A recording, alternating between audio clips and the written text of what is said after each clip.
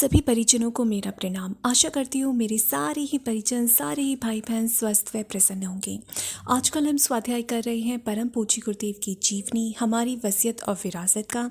इसमें अब तक 21 वीडियोस बन चुकी हैं और आज ही यह वीडियो इसकी 22वीं वीडियो है।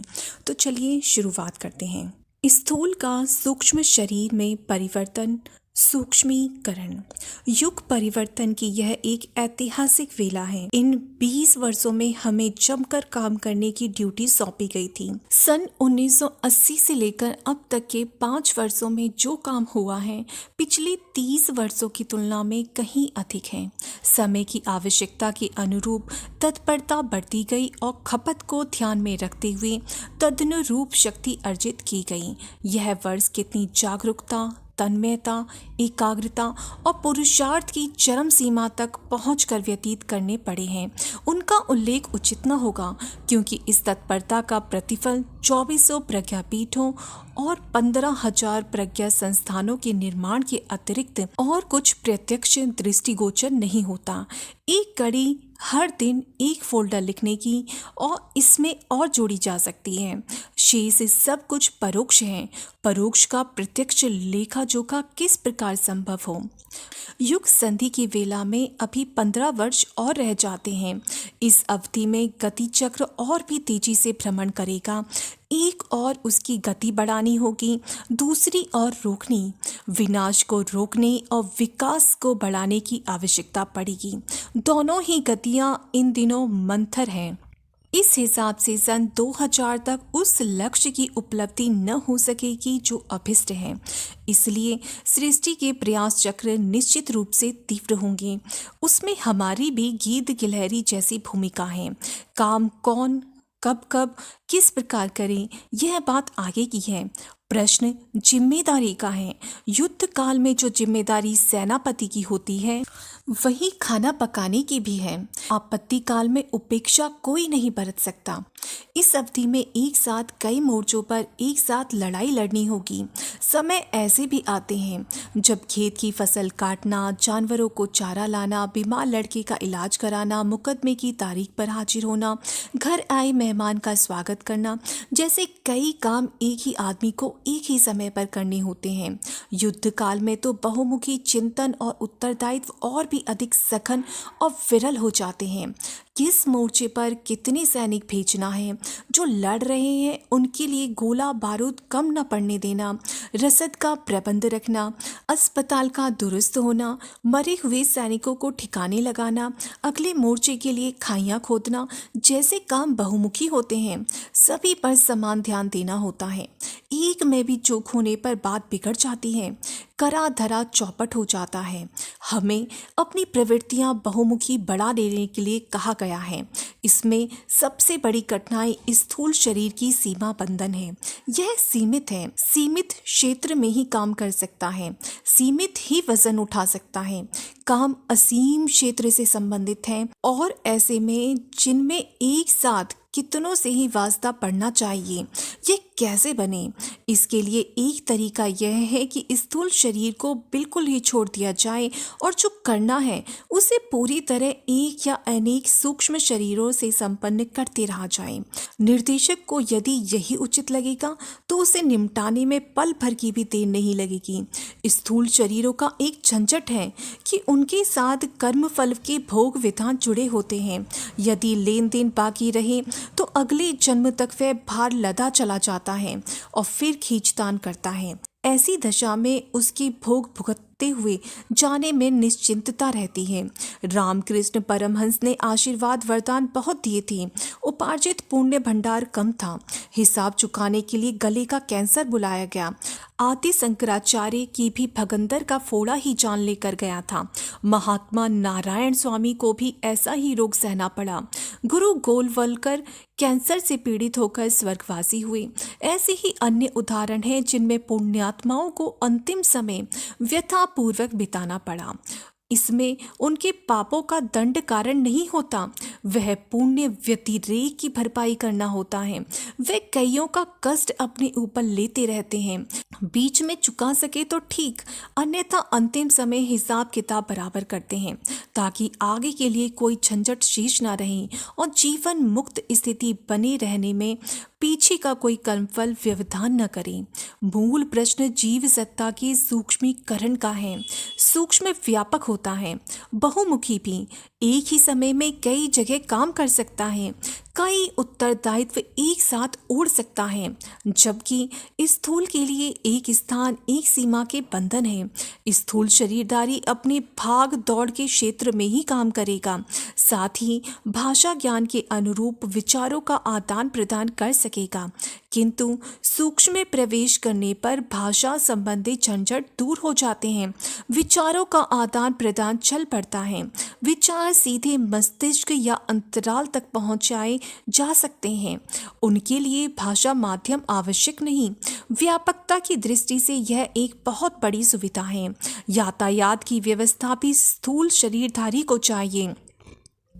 पैरों के सहारे तो यह 1 घंटे में प्रायः 3 मील ही चल पाता है। वाहन जिस गति का होगा उसकी दौड़ भी उतनी ही रह जाएगी। एक व्यक्ति की एक जीभ होती है, उसका उच्चारण उसी से होगा, किंतु सूक्ष्म शरीर की इंद्रियों पर इस प्रकार का बंधन नहीं है। उनकी देखने की, सुनने की, बोलने की सामर्थ्य स्थूल शरीर की तुलना में अनेक गुनी हो जाती है। एक शरीर समयानुसार अनेक शरीर में भी परिभाषित हो सकता है। रास के समय श्री कृष्ण के अनेक शरीर गोपियों का अपने साथ सह नृत्य करते दिखते थे। कंस वध के समय तथा सिया स्वयंवर के समय उपस्थित समुदाय को राम और कृष्ण की विभिन्न प्रकार की आकृतियां दृष्टिगोचर हुई थीं। विराट रूप के दर्शन में भगवान ने अर्जुन को, यशोदा को जो दर्शन कराया था वह उनके सूक्ष्म एवं कारण शरीर का ही आभास था। अलंकार काव्य के रूप में उसकी व्याख्या की जाती है, सो भी किसी सीमा तक ठीक ही है। यह स्थिति शरीर त्यागते ही हर किसी को उपलब्ध हो जाए यह संभव नहीं। भूत प्रेत चले तो सूक्ष्म शरीर में जाते हैं, पर वे बहुत ही अनगढ़ स्थिति में रहते हैं। मात्र संबंधित लोगों को ही अपनी आवश्यकताएं बताने भर के कुछ दृश्य कठिनाई से दिखा सकते हैं। पितर स्तर की आत्माएं उससे कहीं अधिक सक्षम होती हैं। उनका विवेक एवं व्यवहार कहीं अधिक उदात्त होता है। इसके लिए उनका सूक्ष्म शरीर पहले से ही परिष्कृत हो चुका होता है। सूक्ष्म शरीर को उच्च स्तरीय क्षमता संपन्न बनाने के लिए विशेष प्रयत्न करने पड़ते हैं। वे तपस्वी स्तर के होते हैं।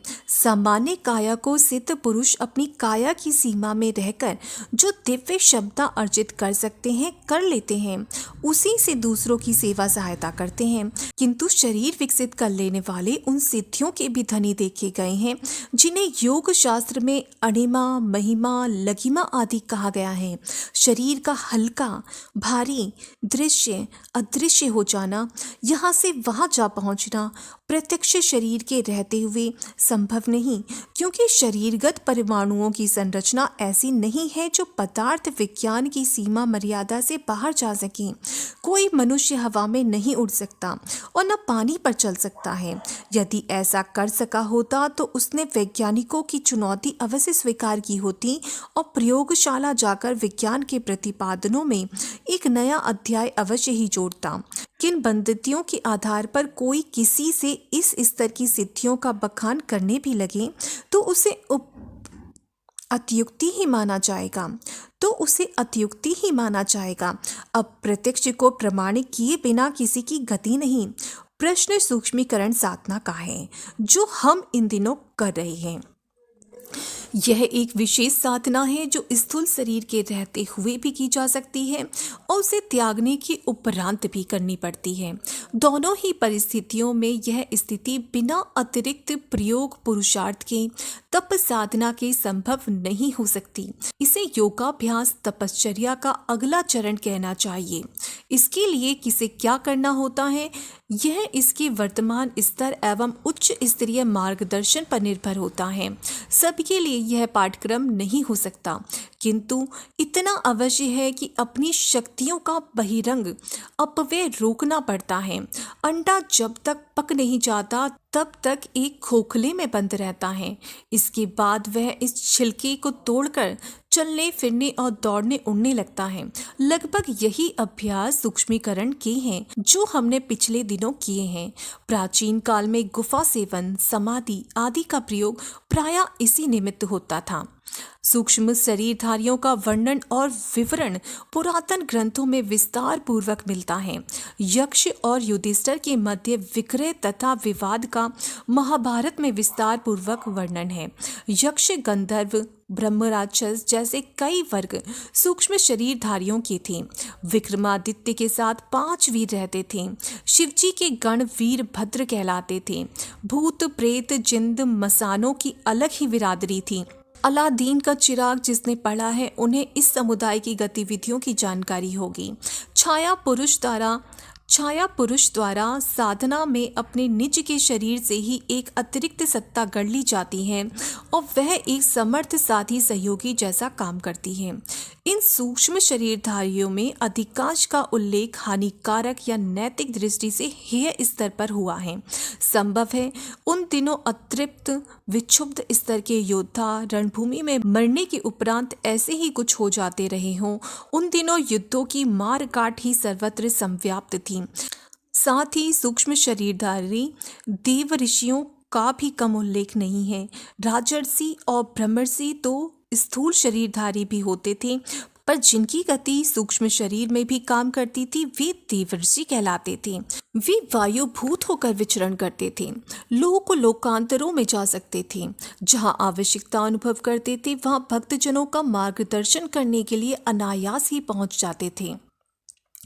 ऋषियों में से अन्य कईयों के भी ऐसे उल्लेख मिलते हैं। वे समय समय पर धैर्य देने, मार्गदर्शन करने या जहां आवश्यकता समझी है वहां पहुंचे प्रकट हुए हैं। पैरों से चलकर जाना नहीं पड़ा है। अभी भी हिमालय के कई यात्री ऐसा विवरण सुनाते हैं कि वह राह भटक जाने पर कोई उन्हें उपयुक्त स्थल तक छोड़कर चला गया। कईयों ने किन्हीं गुफाओं में शिखरों पर अदृश्य योगियों को दृश्य तथा दृश्य को अदृश्य होते देखा है। तिब्बत के लामाओं की ऐसी कितनी ही कथा गाथाएं सुनी गई हैं। थियोसॉफिकल सोसाइटी की मान्यता है कि अभी हिमालय के ध्रुव केंद्र पर एक ऐसी मंडली है जो विश्व शांति में योगदान करती है। इससे उन्होंने अदृश्य सहायक नाम दिया है। यहाँ स्मरण रखने योग्य बात यह है कि यह देवर्षि समुदाय भी मनुष्यों का ही एक विकसित वर्ग है। योगियों, सिद्ध पुरुषों और महामानवों की तरह वे सेवा सहायता में दूसरों की अपेक्षा अधिक समर्थ पाया जाता है। पर यह मान बैठना गलती होगी कि वे सर्वसमर्थ हैं और किसी की भी मनोकामना को तत्काल पूरी कर सकते हैं या अमोघ वरदान दे सकते हैं। कर्म फल की वरिष्ठता सर्वोपरि है, उसे भगवान ही घटा या मिटा सकते हैं। मनुष्य की सामर्थ्य से वह बाहर है। जिस प्रकार बीमार की चिकित्सक विपत्तिग्रस्त की धनी सहायता कर सकता है, ठीक उसी प्रकार सूक्ष्म शरीरधारी देवर्षि भी समय समय पर सत्कर्मों के निमित्त बुलाने पर अथवा बिना बुलाए भी सहायता के लिए दौड़ते हैं। इससे बहुत लाभ भी मिलता है। इतने पर भी किसी को यह नहीं मान बैठना चाहिए कि पुरुषार्थ की आवश्यकता नहीं रही या उनके आड़े आते ही निश्चित सफलता मिल गई। ऐसा रहा होता तो लोग उन्हीं का आसरा लेकर निश्चिंत हो जाते और फिर निजी पुरुषार्थ की आवश्यकता न समझते। निजी कर्मफल आड़े आने परिस्थितियों में बाधक होने की बात को ध्यान में ही न रखते। यहाँ एक अच्छा उदाहरण हमारे हिमालयवासी गुरुदेव का है। सूक्ष्म शरीरधारी होने के कारण ही वे उस प्रकार के वातावरण में रह पाते हैं जहाँ जीवन निर्वाह के कोई साधन नहीं है। समय समय पर हमारा मार्गदर्शन और सहायता करते रहते हैं।